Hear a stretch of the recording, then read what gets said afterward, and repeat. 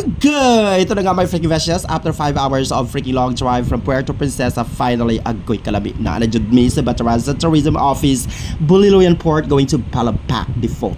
Nakaka-excite. Sino man na kasi di ba i-excite, right? It's Balabac my freaking Vecious buang. So anyway, from Buliloyan Port, sumakay kami ng passenger boat. Hindi kasi dumating ang private boat namin. Over. So the moment we arrived, nag-island hopping na kami agad-agad my freaking Vecious. Unside to gayon. Oy! So from passenger boat, we transferred to our private yacht. Uy, over. But yes, kami na ng mga Vecious ko sa bangka. Of course, it's part of the package. At habang papalapit kami ng papalapit sa island, napansin ko na tuyong-tuyo ang mga damo-damo at walang katao-tao.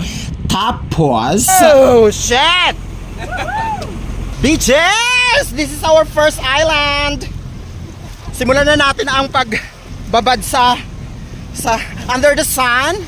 Yes, Philippines is so freaking beautiful. Yes. Maybe there's like tusok-tusok.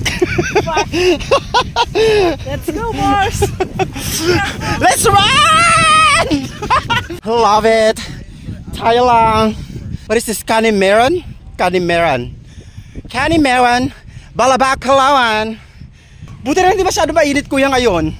Why? What has changed? Kuya, kamutin yung puwet ko, nangangate. So habang busy pa ang magkapatid sa pag-aanik ng drone, kaya unliter pa man sila, atik lang, oy, siya daw ang pogi, agoy. Tayo may freaking Vecious, gawa tayo nagganap. Nagpa-video ako kay Kuya Tour Guide, sabi ko ikutan niya ako, like yung sa mga movies na napapanood natin na parang biglang tumigil ang mundo na pina-slow motion, over kaayo. Pero di ba siya marunong mag-follow ng instructions? Oy, ni baklay-baklay na lang sok, na murag pepa-pepa, ano lang good. Siyempre, maligo sa taoy ni anhapat na kung di na to i-feel ang dagat sa Canimeron, buang maniay ka. Ang uy, kalami sa dagat niya. So pa jud ang balas. Agoy nan. Every time na nasa island ako, my freaking Vecious, nag-iikot-ikot talaga ako because I love to wander around on an island. Kahit mag-isa lang ako para ma-witness na duwa ka mata na ako kung gaano kaganda ang isang isla. Uy, default nag-storman ko. Oy, nga naman na. But I wasn't able to explore the entire island dahil 45 to 1 hour lang kami nag-stay dyan. Mahaba-haba ang island na to, mga freaking Vecious. So di mo talaga maiikot during your stay unless wala na kayong pupuntahan pa na ibang islands. And I love it because the moment we arrived on the island, yung ibang mga turistas, umalis sila. And it was just perfect. It was as if we owned the island. Uy, naan! Over na lang, Jod. Pero tinuod po ba ya, my freaking Vecious? So anyway, this island wasn't really part of the package that we took advantage of. Kasi yung una sanang island na pupuntahan namin was closed dahil may event daw. Uy, nangusog na po ko. At nabagit ko, my freaking Vecious, that nung nasa bangka pa lang kami at natatanaw ko pa lang yung island, para talaga siyang dead island. Dahil parang dry na dry. And I was kind of disappointed. Not until I saw this.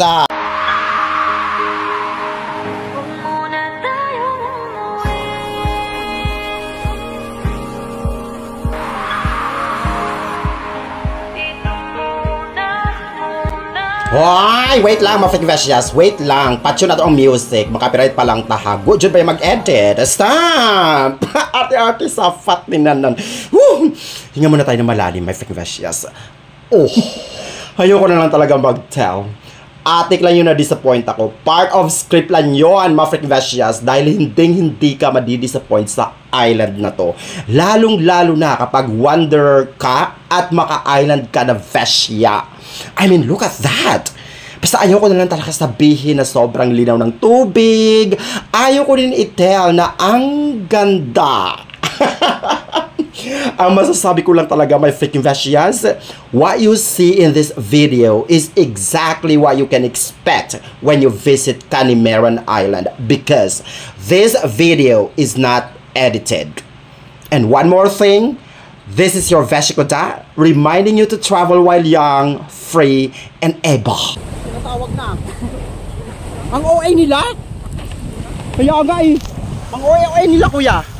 Hindi nila ako pinapatapos. Sige na nga. Dito na pala. Eh! Huwag na, kuya. Okay na. I wanted to because I haven't seen a crocodile. I mean, it's like a wild crocodile. Yeah, I see. It's a salt one. Kuda. I told you last time. Before you reflect.